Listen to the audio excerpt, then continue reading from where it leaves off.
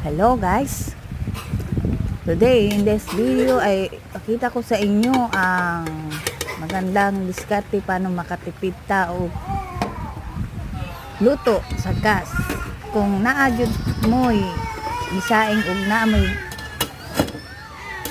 saging yun sa imo balay, ganahan yun mo dessert, mao na ibutang sapaw lang yun siya sa sinaing. Then steam banana sa sinaing. Then pila ka minutes kay dali ra jud na siya maluto. Pagluto sa kanin mao na siya luto na jud. Lami jud na kayo na siya.